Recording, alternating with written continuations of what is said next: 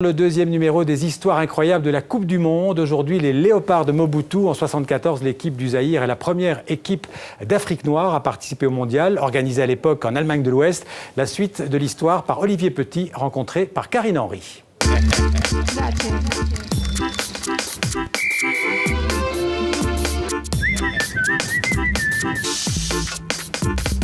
On est en 1974, le mondial se passe en RFA. Le Zaïre est la première équipe d'Afrique noire à participer à un mondial.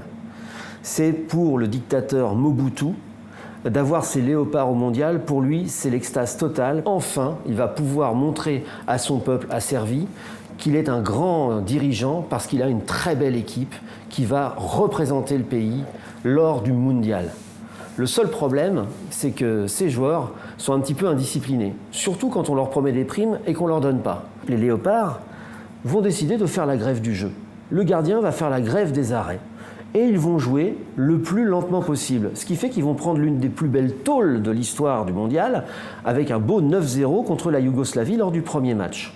Lorsqu'ils vont rentrer au pays, ils seront victimes d'une répression redoutable de la part de Mobutu et de ses sbires. Si bien qu'il y a Malomba qui finira, après avoir échappé à un meurtre et avoir perdu son fils tué par les hommes de Mobutu, qui finira par s'exiler en Afrique du Sud comme un SDF, mais au moins il aura sauvé sa peau.